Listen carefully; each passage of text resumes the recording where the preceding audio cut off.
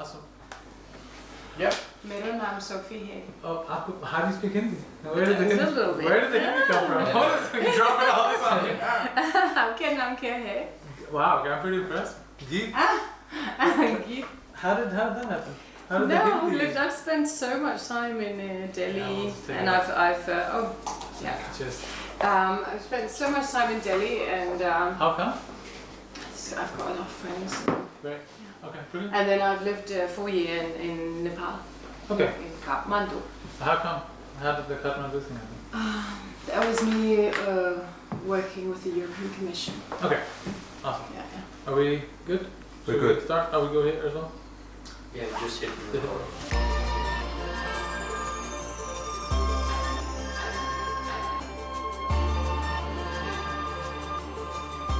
We're good. How do I pronounce your last name? Sofie Allarp. Allarp. Allarp. Well, in Danish it's Allarp. Allarp. Okay, cool. Thank you so much, first of all, for coming on my little pleasure. podcast. This whole thing came about because I was like looking at the whole COVID stuff and what's happening and the world going crazy around me and all of us, and every time I came with the news on DR or TV2 or whatever, I was like, okay, I kind of get it because I'm learning Danish, but I'm like, my wife has to translate everything for me, and Right. I'm sure there's a bunch of friends as well that are in the same situation or whatever. And I said it could be fun to have you on, but maybe we should give a little background on you first. Right. It says you're a journalist, but you also had a I'm radio a show. lawyer. Yeah. Right. I'll let you talk. Well, I'm originally a lawyer with a master's degree in international law. And I spent quite a few years working just as a lawyer, but in international affairs. Mainly I've worked for the European Commission. I've also worked politically, but with international affairs. And then I had kids, and then I started writing novels.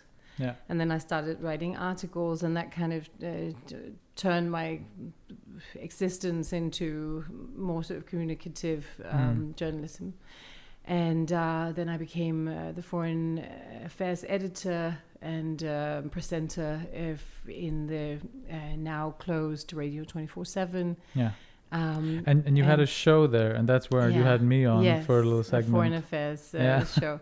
And then now I work independently, and I work for different media. Yeah. And I work mainly. I write and appear on TV as a commentator politically. And that's why I kind of reached out to you as well, because I mean, I don't know how we connected, but you sort of said, "Hey, someone told me that they're doing this story on people killing themselves or falling off because of selfies in India and stuff like that." Remember that was the story a couple of years ago. And I was like, someone from India commented, like, okay, sure, I'll come on and talk. But I was really impressed with the questions, and I was like, okay, wow. I mean, I'd been in Denmark for a little bit then, coming and going, and I was like, okay, this woman, she clearly knows what she's doing, and her English is great. And I was like, it's a radio show, and Danish radio show. I wasn't sure, but I was super impressed, and we just kept in like Facebook touch. And then I saw you on TV actually talking about the whole COVID thing on, I think it was at DR or TV2, I'm not sure, one of those. And I said, great, I got to have her on, because I'm sort of starting this very personal podcast project, which, we don't know what's going to happen or how long it's going to last, but I'm just going to invite friends and people that I know that are doing fun stuff. So I know your country quite well. But tell me, because you said like you sort of spoke some Hindi, right? As soon as you came in, and I was like, wait a minute, you're surprising me already? That's impressive. But so talk to me about the Delhi connection, and also when I was 30, many years ago, I had ended a contract in Africa, and I was exhausted. We had done an election in Africa. It was a lot of work. And an election or like an election? What are we talking about? Like we had done like a national election. Wow. Like the office I was working in had supported the national electoral commission, and we had worked so hard. And I was just exhausted, and I didn't really know what to do next. And I visited a friend in India, and I just kind of cancelled my return ticket and stayed. Nice. And then it turned into a lot of friendships with people in Delhi, and then I kept coming back. Oh, amazing. Wow. And and I've just spent many months in Delhi, and then I applied for a job in the European Commission in Nepal, which is neighboring country, culturally somewhat similar, and also language-wise similar. They speak odd, right, compared to the Hindi, but different, but fine.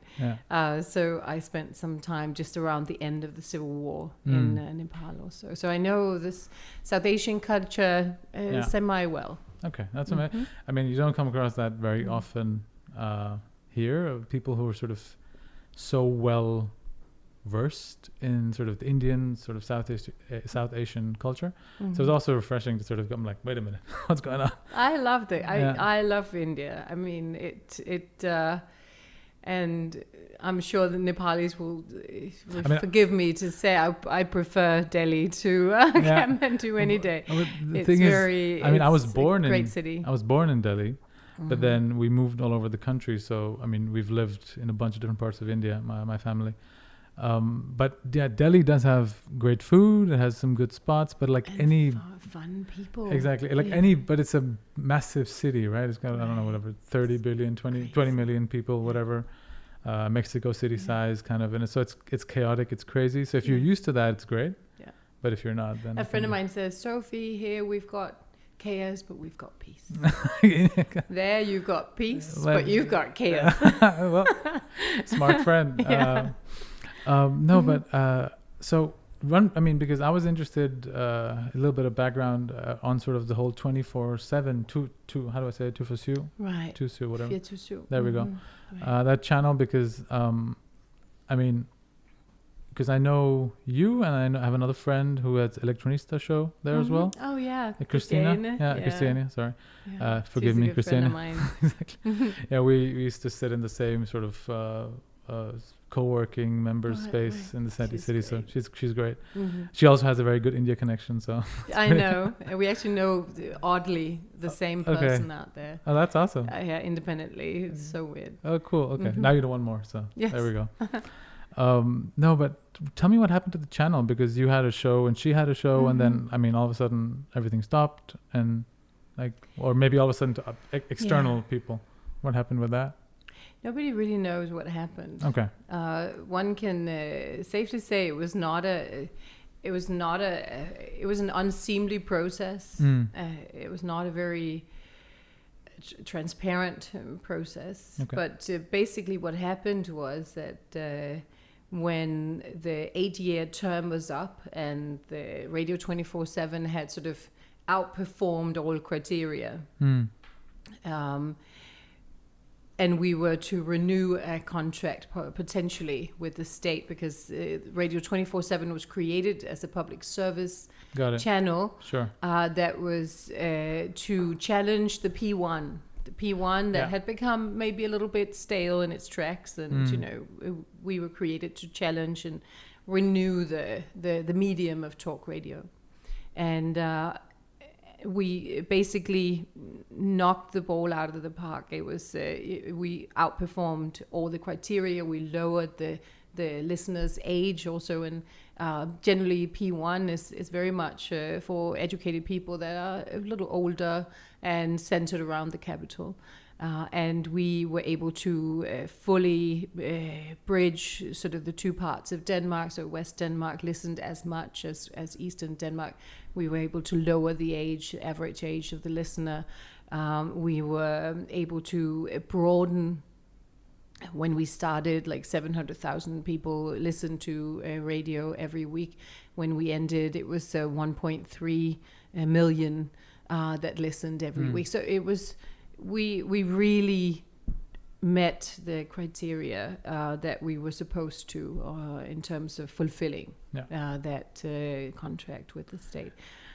But when the 8 years were up, some political parties, they arranged the specifications of the new public licitation, such that it was very unfavorable to the media institution that was running 24/7, the radio station, to be a bidder in the process. They in fact rearranged it such that it was very favorable to another big media institution because they wanted to place, essentially move the headquarters of the radio to another part of the country, namely Jutland. Okay. And so faced with an unfair competition situation, the Berlingske media decided not to bid. And what happened was that the DF, that was sort of primarily they were driving this, the Danish People's Party on the right of center, were driving this effort along with the Social Democrats. But the Social Democrats had sort of they had withdrawn from the negotiations. But the Social Democrats wanted all of the radio to go to Jutland. So it was the DF and the Social Democrats that were pushing. And at one point, the Social Democrats took themselves and left the negotiations. But so it was the DF that sort of decided to put that kind of geographical criteria. When then we withdrew and somebody else came in and did the bidding and, now have the station, it became like a huge problem politically. If in terms of opinion polls, it was very damaging to the Danish People's Party. They slid in the polls. There was other things assisting that slide, but they went down, and in fact they are way down still. They had a very, very bad election also, and that reinvigorated some sort of strategy to maybe save the radio station 24/7 in other ways. So somebody came up with another sum of money that were supposed to go to a new licitation that could salvage the station. And we did a new bidding and sort of cut cost and participated in that licitation. Somebody else also participated, and the great scandal is how that evaluation of those two offers on the licitation in fact took place, and the truth is nobody knows. Okay. But there are a lot of question marks. Yeah. And the new station is in effect. I participated yesterday in a program, and it was a fine program, but unfortunately the new station almost doesn't have any listeners. Often you can't even measure that they've had any. And why is that? Because it is not on the FM tape. It's a DAB solution, and it's very difficult to find, I think, and people are not pulled in yet. Yeah. They might be able to pull that off. Who knows? Yeah. And from there, sort of, you're writing a lot for Berlingske these days, right? So I mean, you mentioned them earlier, Berlingske Media. Mm-hmm. Is that the group that owned? Yes, they were running 24/7. Okay. Yes. And now you sort of do some writing. And for now them. I work independently. I'm a commentator for Berlingske, and I write in several other media. I write for sometimes for Politikken. On Monday I had a thing on Politikken, and I write for Information sometimes. Great. And for Raison. Okay, so that's a magazine, and you write for some other places. You write for the good ones, great. So and then I have just taken over a radio show on the podcast server that's called Podimo. Sure. And which is a history show. Okay, which is awesome. Yes, which Great. is interesting. It hasn't premiered yet. No, okay. Not with me. That's good. And do some other things. Great. Now that we know who you are a little better, at least, what you've been involved with for the past couple of years, how do you think the current government has handled the pandemic and everything around it? What is your that's take such of a it? Loaded question. I think I'll let you answer it the way you like, but I mean, you can answer it any way you like. But for me, it's just because my interest is two-part. One part is to clarify in as much detail as we can with the time we have today, what non-Danish speakers that live in Denmark, what they should think about, what they should look at, because there's a few of us who live in the country, and we have a couple of places to go to for information, but not many. Right. So I'd love for this to be a little artifact that they can check out. So Right, anything that they should look at, and we can do another one later on if there's some updates or whatever, as you like. If this ends up being fun right. for you, but yeah. Well, this is a baptism on fire, right? For the government. The government, in effect, sort of had a very peaceful, tranquil existence, and also, in fact, shown to the nation that they had good time. They had 4 years, and they were not that much in a rush, and also assisted by the fact that the opposition, the right-wing parties, have virtually imploded in own sort of struggling between themselves in the party of the Liberal Party of Venstre, and in fact just not a very strong opposition, historically weak opposition. So the government has sort of trailed along, had a very easy life up until the COVID. And my personal opinion is that they were right in closing the country down, locking it down. It's a scary virus. It's definitely not a flu. No. But in parts of the population, it is not more dangerous than the flu. So if you're a healthy young individual and you don't have other sort of comorbidities, it is not a scary and dangerous virus. But for people that are older or frail, it is a scary virus, and it has a higher mortality than the flu when you are within those groups of the population. In fact, it is very low if you're a child, if you're young, extremely low mortality, also maybe even compared to the flu. Nobody knows exactly yet, but looks like it. But so I understand locking down to gain sort of like a footing, what's going on, how fast is this spreading, what's happening to the hospitals, etc. And from there on, I think there's a lot of things to criticize. And, I've been criticizing them, and it's already become very religious in sort of the debate between the Danes. And I've written, it really sort of propels my sarcasm, really. I really, as I've been writing some pieces where I've been very scathing on the situation, because I think it propels my sarcasm and humor, really, because it's become it's so ceremonial with the press conferences and everyone saying, don't speak, we must let the government work, right? But from there on, I think there are things that could have been done better. But I recognize that this is a very difficult territory politically to work within. It's new, and it's a virus that we don't know very much about, etc., etc. I think that transparency could have been much more emphasized by the government.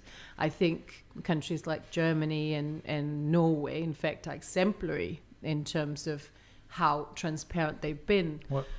Could you explain that? Norway, they came out with just an example of what they did in terms of transparency. They pulled in, for instance, economists calculating the cost of different, sort of the human cost and the society cost of different levels of lockdown society, which is almost. It is almost.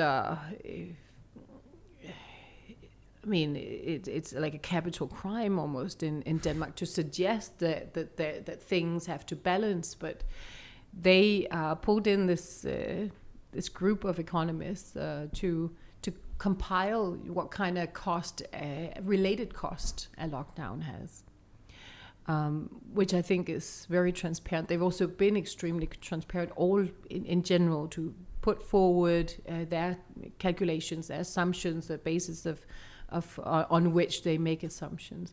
Merkel, one of the first things she said to the German population, she said, this is the most dangerous or more difficult time that we have faced, maybe even since the Second World War, we have to do this together, but I promise you that whatever I know, you are going to know. You know, we will put it forward because we are democracy. And I think we could have been more like those two countries, and that would have been good for the process. I think there's also been some very unfortunate sort of friction between the government at the political level and the health authorities. Yeah. I think that's been not very flattering to look at. What would that be? For instance, there's been a leak from the Security Council of the state, and the leak put the health authorities' representatives in an unfavorable light. So one can speculate where the leak came from. The government has stated they're not going to investigate that leak, and it also put themselves in a much more favorable light than the health authorities. And you know, that's just an example of some of the friction that's just not been very becoming. And then we have, you know, opening up the society, or maybe before getting into that, the other thing I think has been almost so embarrassing that I can hardly speak about it. It's the obsession we've had with Sweden, you know, in particular, and other countries in general. I saw a minister of government the other day tweeting a compilation of the spread of the virus in the US and calling it mind-blowing. You know, this is a minister of the Danish government. That's an interesting word. It's just, you know, I don't know what the intention behind that was, but it's just not very diplomatically savvy, I would say, to treat one of your key allies, the US, like that. Also, it really does not take into consideration that right now the US is not doing that bad. You know, there might be a crazy president who has definitely not done much to enlighten people in this situation. Understatement. Maybe on the contrary, but you know, if you look at the vast center of the US, the virus is not very spread out. And so, in fact, the US on average, I think, is doing marginally better than we are in Europe, right? And also the local authorities are not that bad, you know. So the US has the federal government, but then they have all the other governments that are sort of mitigating the effect of the federal government. And I mean, I'm not a political pundit by any means, but I mean, I'm just like, I think what you're just saying is it's a good way of putting it, because there's nuance to everything. There is no black and white. There's no, Trump is terrible. Yes, I mean, I don't like the guy. I'm not American. I don't really, you know. I'm not voting for him. That doesn't bother me. But if people I know who I respect a little bit are saying some interesting things, that, hey, he's actually doing some interesting stuff, and local government, as you mentioned, there's nuance to everything that kind of just, you know, goes away by the wayside when you're trying to further yourself in a different capacity or whatever. If we how we say that, but and then there's the obsession with Sweden, and we have, for decades and generations, built a strong cooperation and a strong sort of solidarity between the Nordic countries and Scandinavia in particular. Sweden is a very important partner to us. It is a very important partner in terms of European politics. Key partner. Norway is not in Europe, obviously. So Sweden is sort of culturally compatible with us. We are neighbors. We see eye to eye in many things. Sweden is such an important, sort of foreign politically, such an important partner to Denmark. And the fact that we have, the public opinion, the press, and even sort of the way that the politicians speak about us has sort of, it has had such an obsession, or sort of such an antagonism to Sweden and the way they've chosen to deal with this. I wrote about this relationship very early on, I said, now we're going to have another battle of this, the ongoing Danish-Swedish feud. And within this battle, we are going to think and hope that at one point we can think, yes, the Swedes weren't Danish enough. Poor them. What is that? Right? Poor them. Again, they had a reason to regret that they simply weren't Danish enough. Now, the funny thing is, the Sweden doesn't really look at Denmark, and they don't obsess around Denmark. It's very much the small brother complex around Sweden that we have. Swedes, they sort of look at Norway, they look at Finland, because they have a lot of Finns, and vice versa. There's a lot of Swedish-speaking Finns in Finland. And they look south, they look to Germany a lot. And Denmark is sort of like, okay, well, there is also Denmark, right? But it's not like we have such an issue with Sweden. And that the fact that we've looked at Sweden first and foremost and not looked at what happened here is also something that I think is just has been very regrettable. Yeah. And if we bring it back home, let's say, to Denmark, what do you think is sort of some of the most important things that English speakers or non-Danish speakers in Denmark should keep in mind, sort of in terms of moving forward? Because of course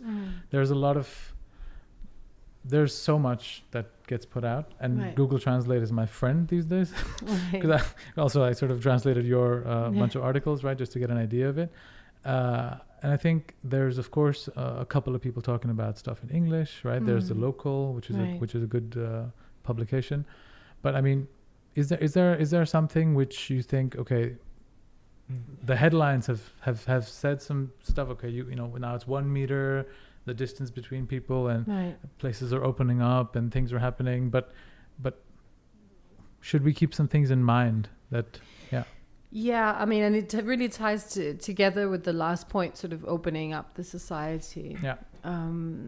Because obviously there's been lockdown, it has to be tempered, and we have to do it responsibly and all these things.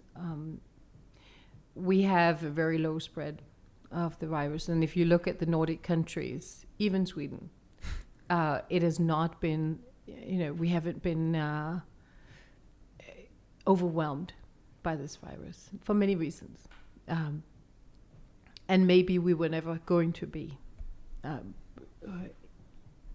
but that's aside the fact. But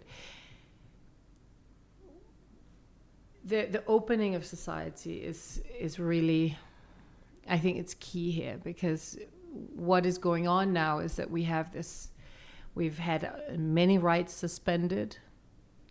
We have a state, I would call it an assault on private enterprise, right? And that can be justified, or it can be not so justified, but it's an assault, right? It's dramatic infringement on property rights in Denmark right now.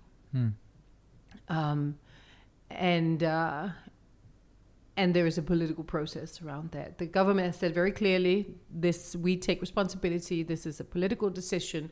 We do not want to leave the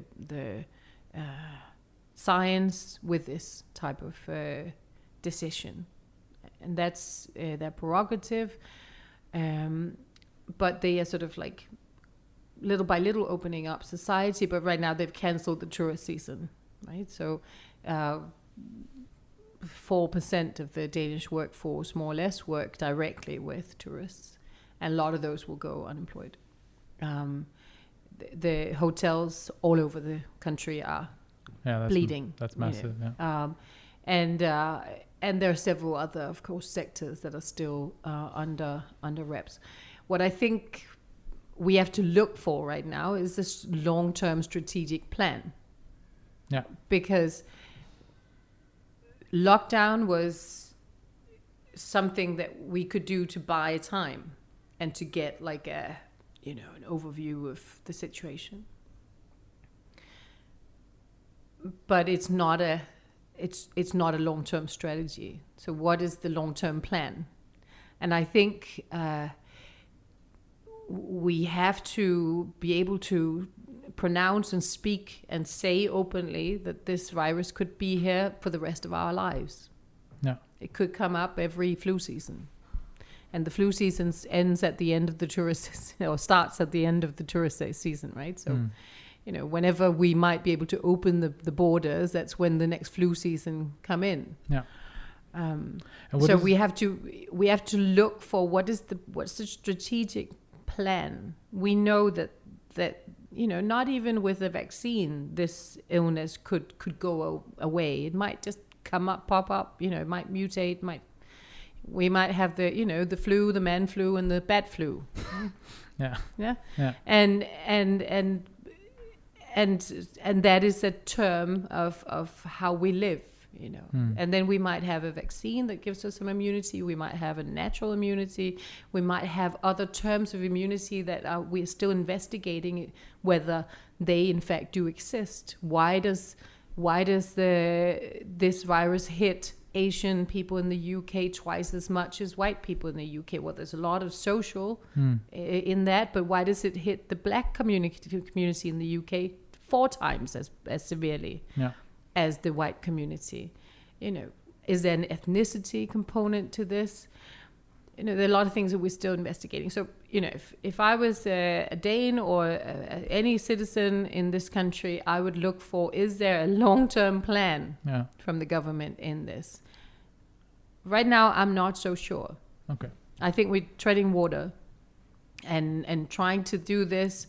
And I think maybe also, in fact, playing politics. The Social Democrats know that they have their key electorate among older people, among people in the public, employed in the public sector. They're safe, right? Yeah. The people paying this crisis so far are people in the private sector. They're not traditionally voting for the Social Democrats. No.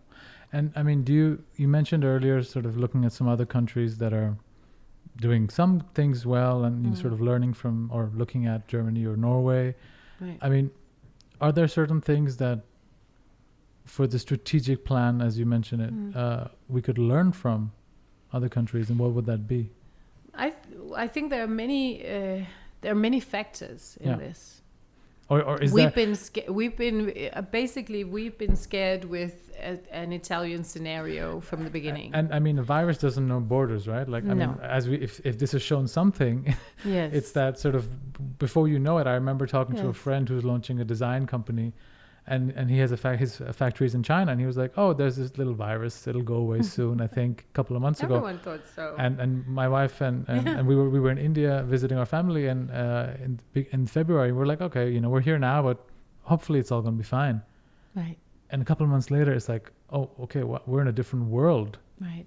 But look at the Spanish flu. Even with the lack of transport, and the Spanish flu took, I don't know, 20, 50 million people. Exactly. I think of course there's... in the entire world. Exactly. Also in Africa.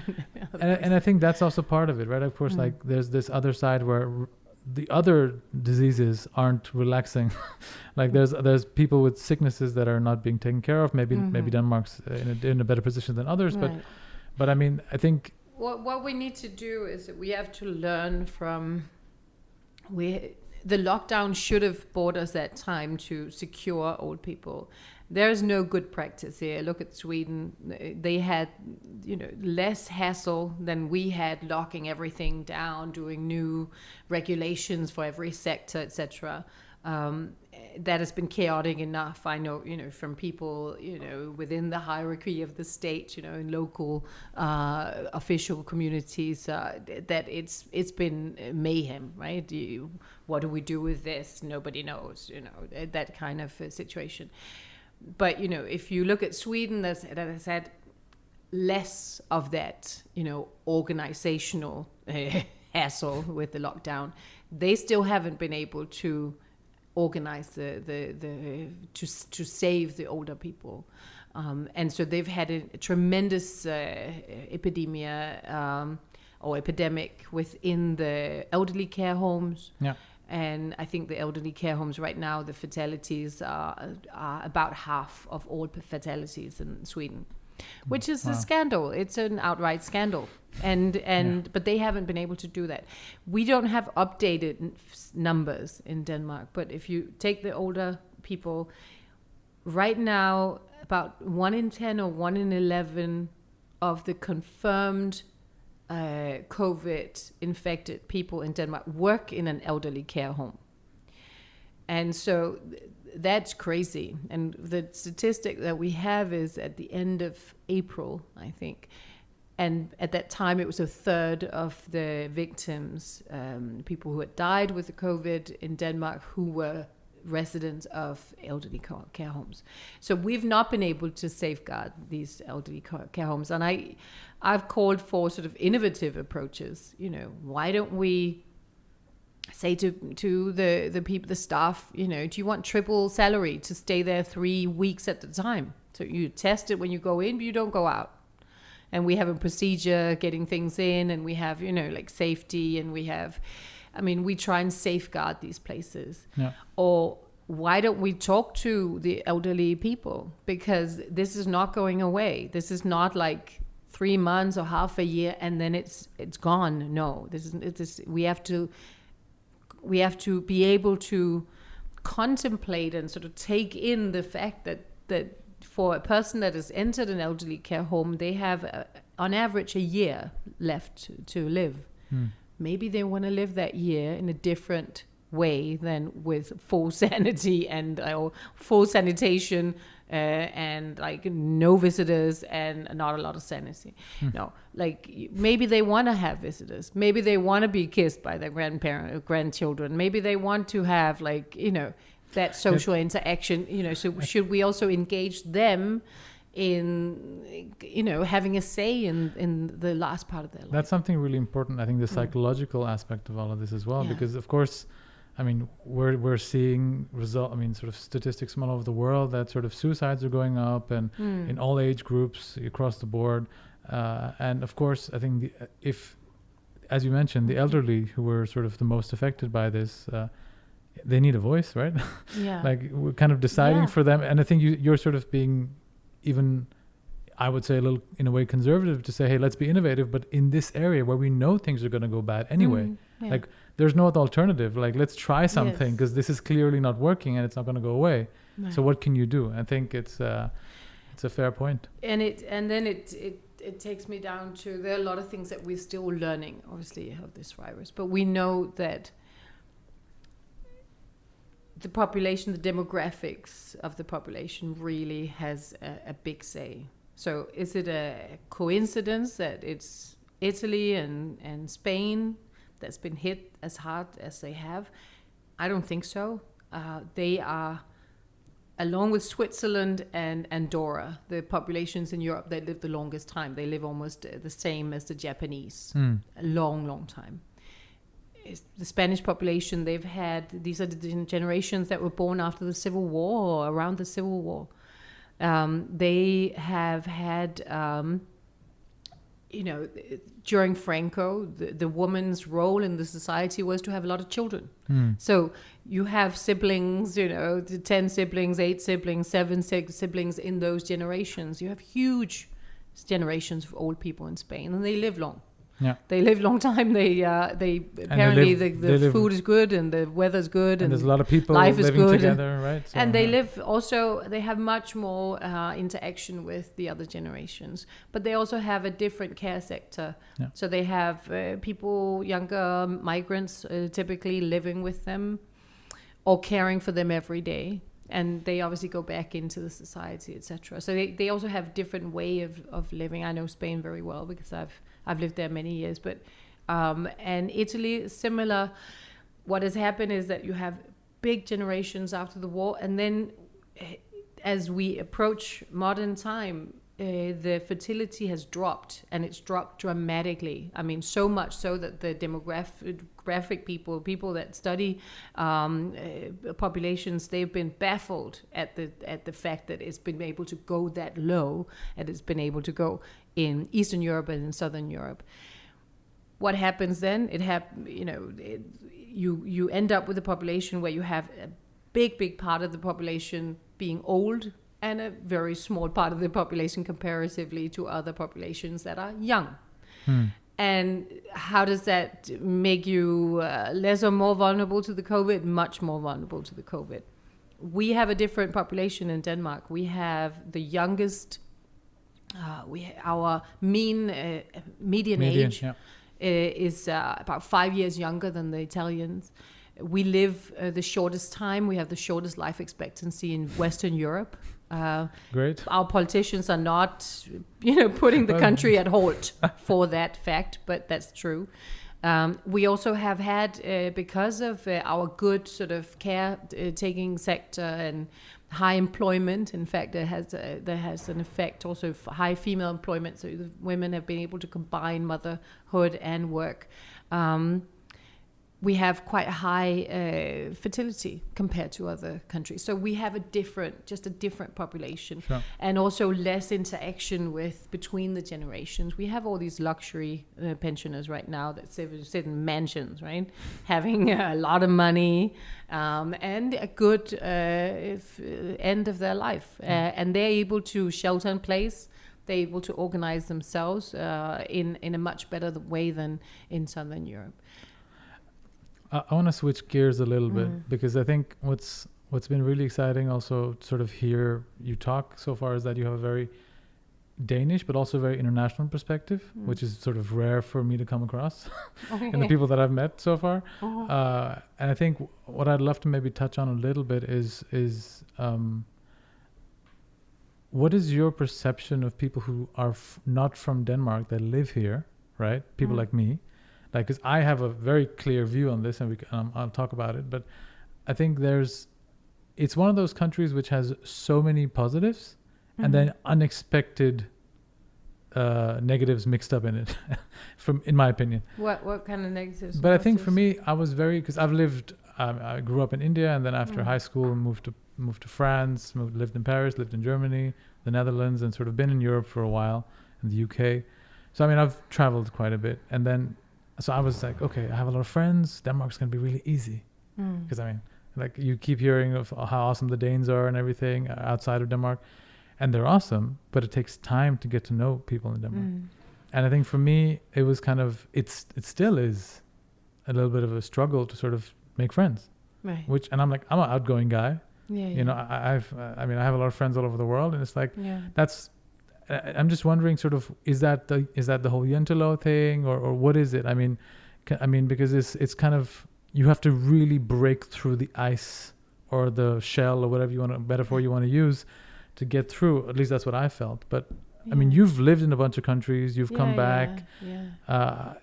What is your opinion on any of this stuff? Well, it's difficult. Like, if you can make friends here, you can make friends anywhere. Should be a new song. We should update the former prime minister in Sweden, Carl Bildt, I think he said about the COVID, he said, the thing is that social isolation is in our genes, you know. It's actually naturally to us. It's actually true. A friend of mine who's I think he's half Finnish, half Swedish. Yeah, even worse. And he was like, "Oh, this is perfect. I feel so much more comfortable now because when I go out, people are giving me my space, and no one's looking me in the eyes at all. Yeah, nobody wants to kiss me or hug me, or you know." No, we're just a different people. Yeah, and I think there's also a lot of demand in the workforce, you know, on people. We work a lot, you know. We manage our time. We work a lot? I thought everyone in the world thinks Denmark has a very work-life balance kind of. No, I mean the work-life balance is that we have flexibility to go and pick up our children, but then we sit and work at night. Yeah, okay. And that's an important point to make, because I think all my friends who are not living in Denmark, they're like, oh, I mean, you get all this freedom and parenting everything. Is a different thing to you know, this generation. We have to be vigilant. We have to be there. We have to stimulate. We have to drive the kids all everywhere. We have. I mean, it's just. Yeah. It's. You said you have 2 kids. I have 2 children. Yeah. 2 children. Yeah. And our parents didn't do that. No. Like, you know, back then it was fine picking up at 5. Yeah.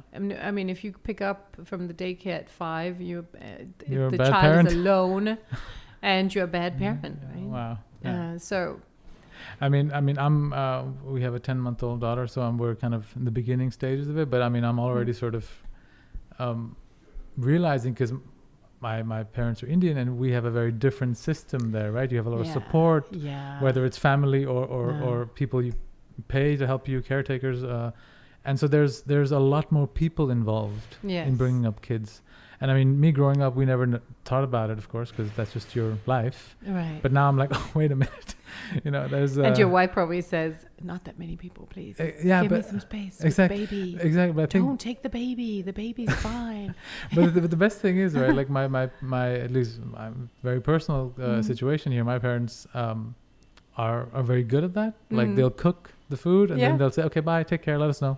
When you want. So it's like, I mean, it was great for us the first few weeks, which is extremely difficult, right, from anybody, and we're first-time parents. Wow, it was tough. And I mean, I'm very much, I mean, I think it's, I mean, I don't know, in my opinion, it's just the greatest thing ever. It's also the most difficult thing totally ever. so I think now what you touched on earlier, of like, you have to work as well, and you have to, I mean, not have to, but you want to as well. And it is, I think also in cross cultural relationships, you are generally fine until you have children. I mean, the children will really emphasize cultural differences. Yeah. Because you want to bring them up in, whatever, according to the principles that you find natural and fine, and those principles are different in our culture, and so it accentuates.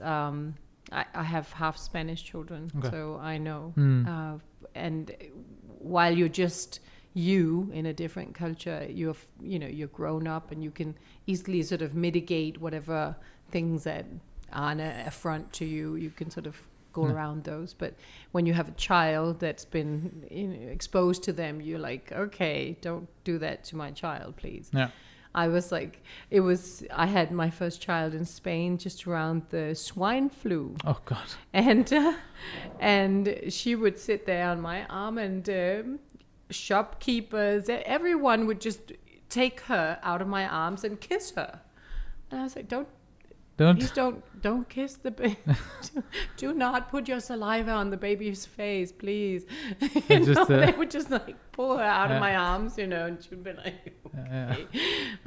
So that was an adjustment. Now I'm inclined to pull babies out of people's arms, So they've infected me with the same. Yeah.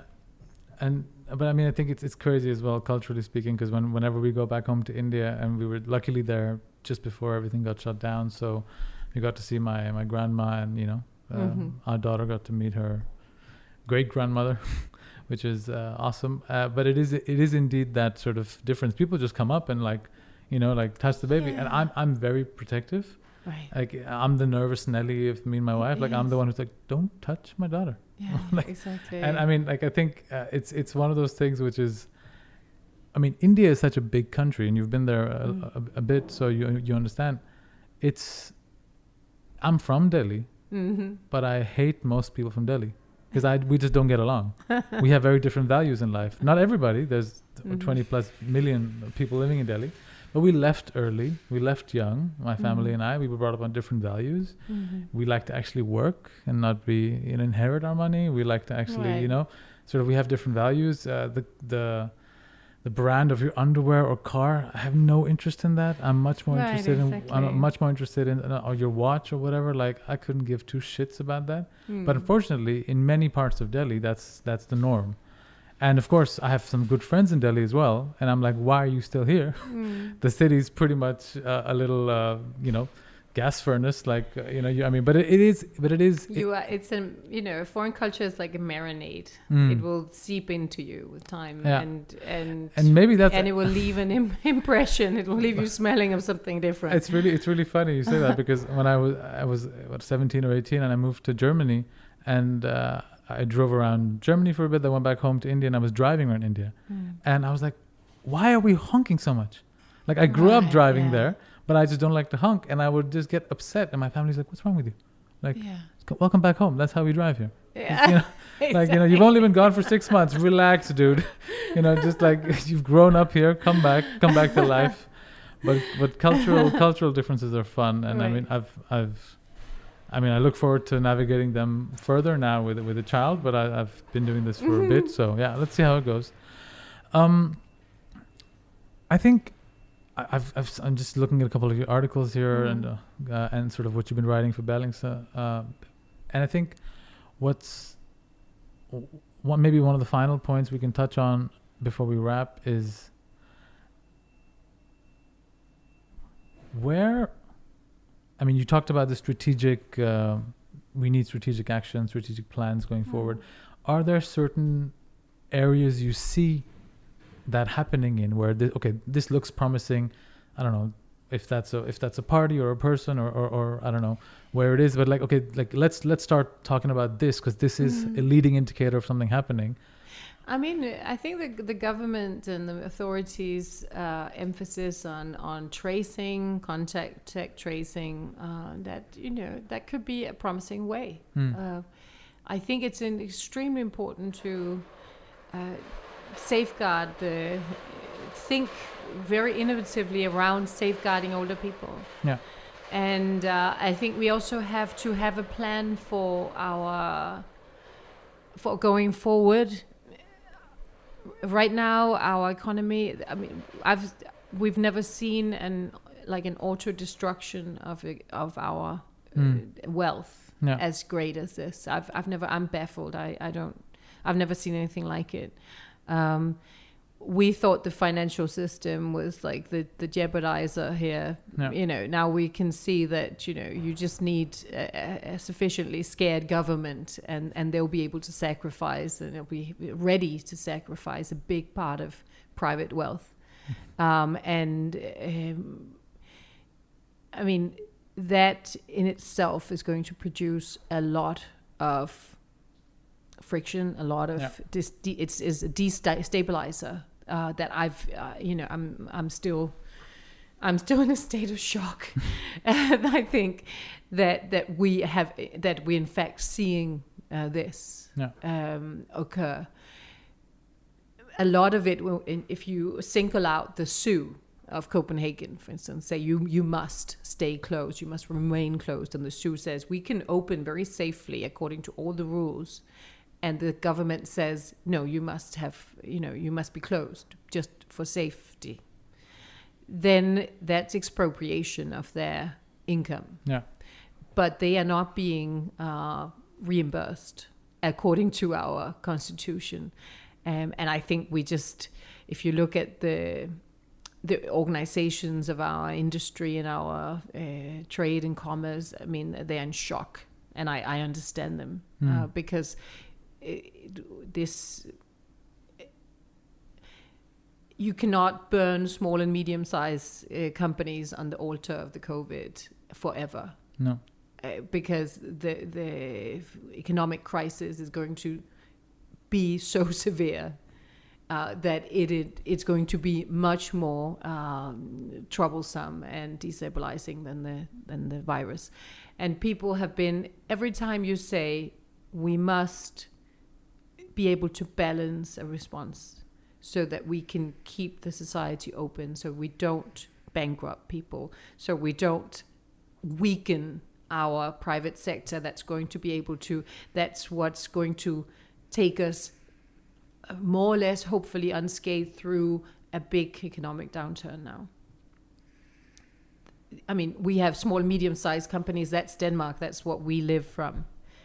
You know, don't weaken them as much as has happened. If we say that, people go berserk. You cannot, I mean, if a life is you cannot put that into money. It's true.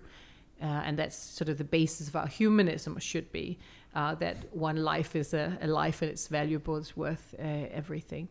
But we also have to realize that there is an end to how much we can sort of ask private people to pay for this.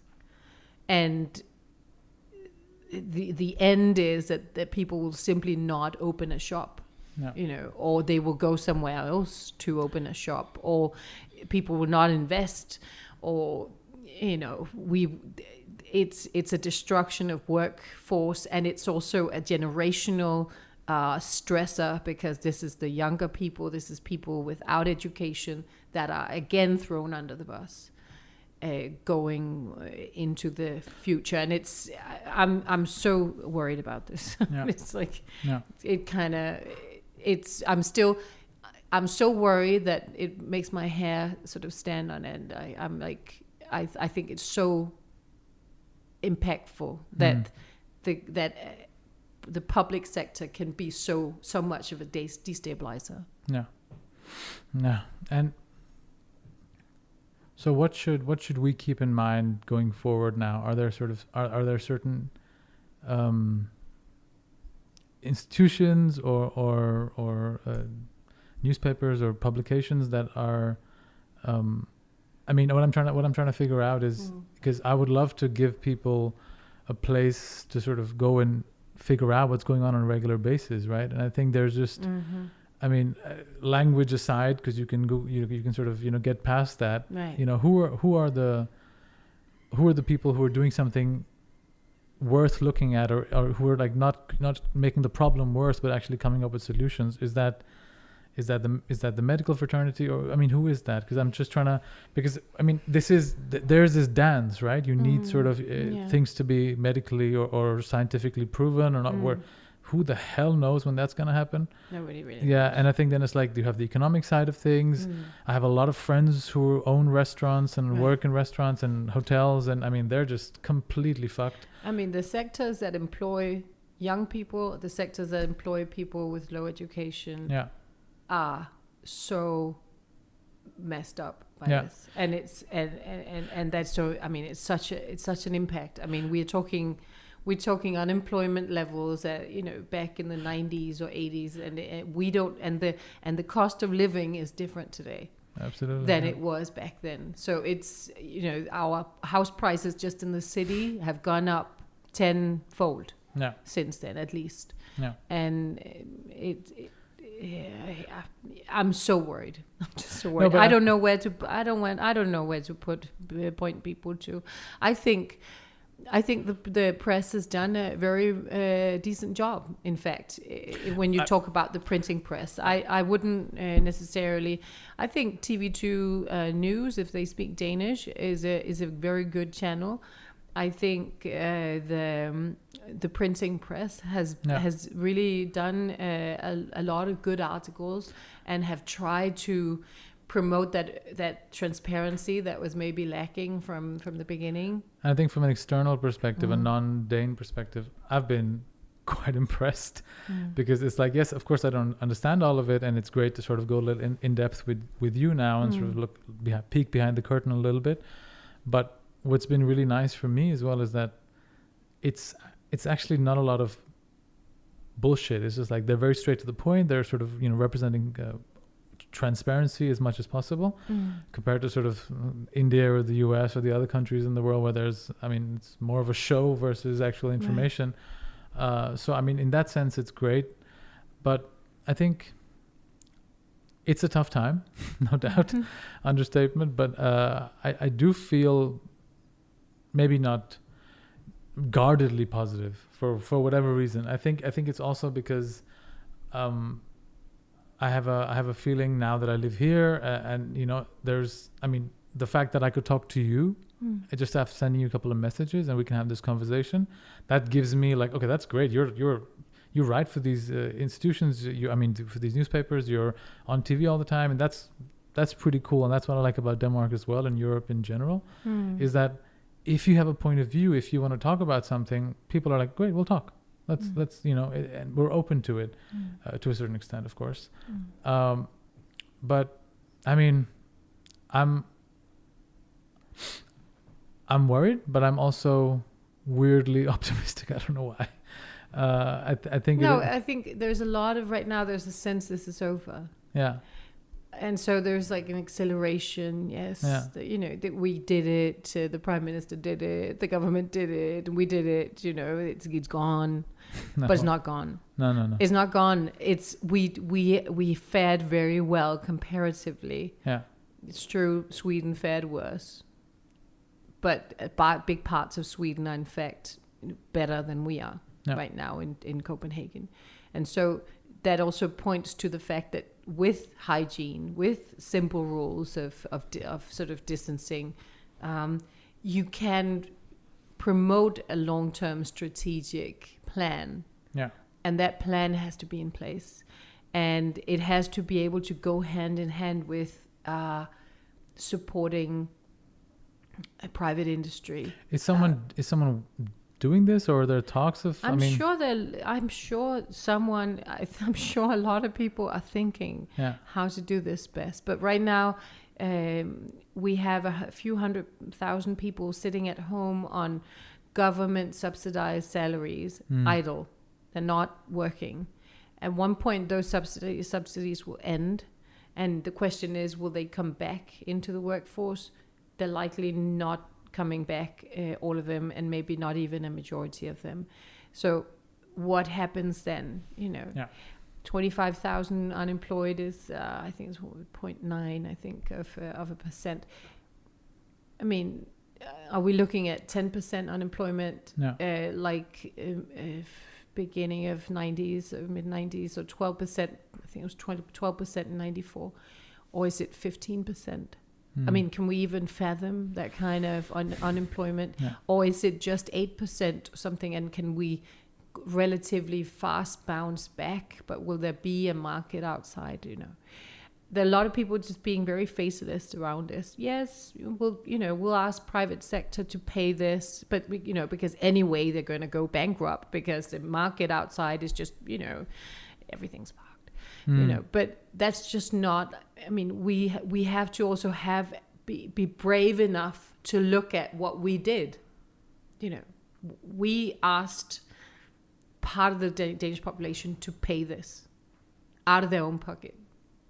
We closed a lot of businesses that people had worked for, that they had, established, and that was their life and their job.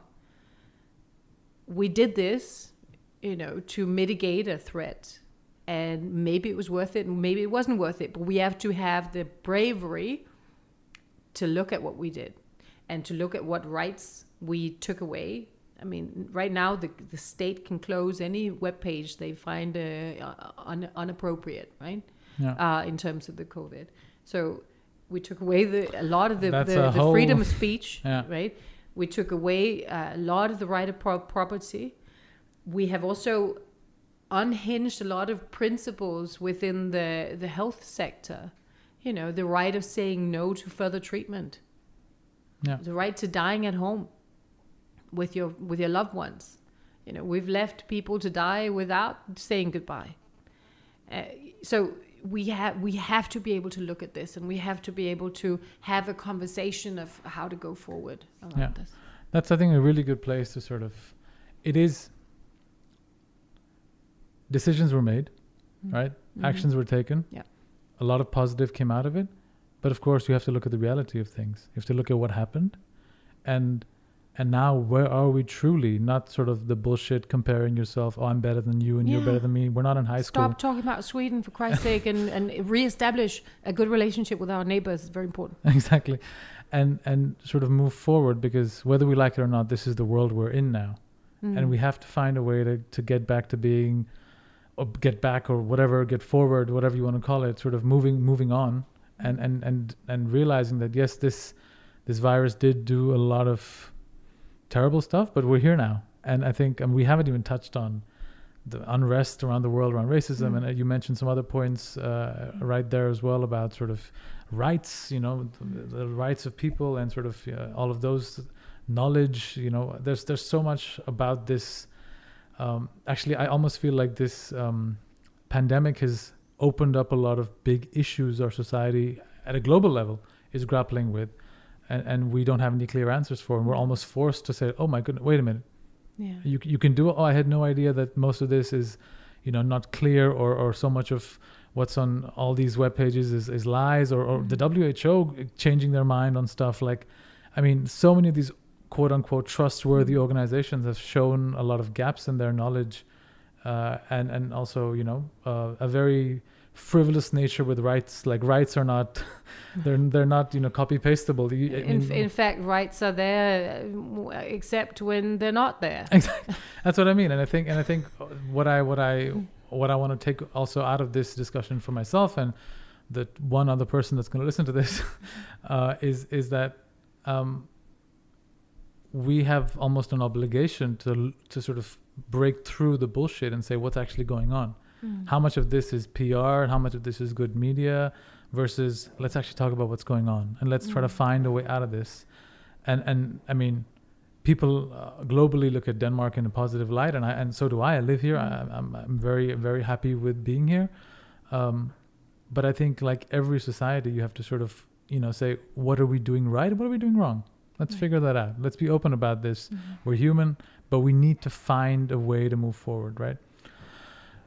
Thank you so much. You're welcome. My pleasure. For your time. And I'll put a bunch of links up where people can find you. But where if anyone who wants to read your stuff or look at what you're doing, where do you write most often, or where are you? I think or I'm mostly on Facebook, in fact. Okay. You can find me there or on Twitter, but I write more on Facebook because you can write longer. I write longer. I'll put your link in the show notes. And then I run like a small indie site that's called Globalisten. Okay. Which is also on Facebook so far, but might have its own site. Great. And then I have a web page that's called myname.dk. What is that? And sofieallarp.dk. Got it. Thanks so much, Anne-Sophie. And hope you enjoyed it. We'll do it sometime again. Thanks so much. Lovely. Thank you. Take care. Bye-bye. It was fun. I mean, what do you think? Yeah, it was great to be able to talk. Oh my God, I've been vilified so much. Yeah. People hate me but that's what more than usual. But that was also one of the reasons why I was like, I mean, because of course I told my wife that, hey, I'm having you on, and I was like, she's like, great. Yeah. I want to hear her talk. Yeah. Just get the views out. That's also why I wanted to keep it very free flowing, because just go. Because I think I can imagine a lot of times people are like, wait, what do you mean by that? You said something a little bit weird. Yeah, you don't have time in other whatever. media. But I mean, it just I find it so religious. It's so religious. And it is. We didn't get into it today, but I wanted to really mention that. Another time I'll come and talk about our relationship with foreigners and foreign policy and migration policy. We should do that because my God. Because also, funnily enough, that's one of the things that was undertones I picked up was of course you said religious, which to an Indian I'm like, let's go, baby. Yeah. Let's get into the fucking religion debate, right? Because that's really but we don't have that. We don't have your kind of religion. It's just become. I wrote it in Politikken. I said, perspective is is a sin, right? If you optimism is like a mortal sin, right? But even perspective is sinful. Yeah. And because everyone has to just kind of adhere to the national celebration that this is over. We don't want to even look to the side because there might be a mourning group in mourning, or there might be sort of like a bankruptcy. We just look forward because we did it, and the prime minister is fantastic, and we have to look at what happened because this is it. After everything that's happened after the financial crisis, everything has happened. In this country we've not been hit as badly from the financial crisis as in other places.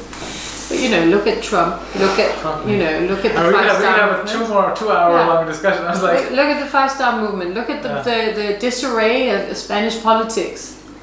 The friction, the divide within our society coming from these kind of plunges economically is enormous. In the US, white people have a declining life expectancy. Look at the opioid crisis in the US. You've got a life expectancy that is stagnating and declining in the years after the financial crisis. And these things, so we saw the financial sector, and rightly so, as a destabilizing factor, and our economy as a destabilizing factor. But now we have our democracies, our Western democracies, pulling everything down. I mean, let's not even talk about what the hell And I is mean, going like, on. the reason the Africans can't get a foreign direct investment is because you don't know if you're being closed down tomorrow. But in this country, you don't know if you're being closed down tomorrow, and and made to go bankrupt. Yeah. And I mean, I feel like we have a lot to talk about. we thought we had a guarantee. Yeah. Because it says in our bloody constitution that there is a guarantee that if you expropriate property rights, you must replenish those rights, fully. Yeah. And here we throw, like a few coins after the people that we've bankrupted. It is, and at this point, with at the most a few thousand being hit right now, right? Yeah. In Denmark, we have, we discover about 40 every day new infections that might translate into a few thousand of a virus that is not very deadly in the majority of the population. And that was what sort of is like. I think I heard someone write about it. It's like, this is a good trial, like a test run for the world, because like So we want to take down all the forests around the world. We want to sort of kill all these species. Yeah. No shit, the viruses are going to jump into humans, right? And this is, we're lucky in a way, quote unquote, because this was whatever, 2%, 3%, 1%, whatever the mortality rate is. It's probably like, it depends a lot. How would you ask? Of course, but I just mean as a population. But Yeah. I feel like we could do this a bit Yeah, longer, we but can. we're going to post it Monday, hopefully.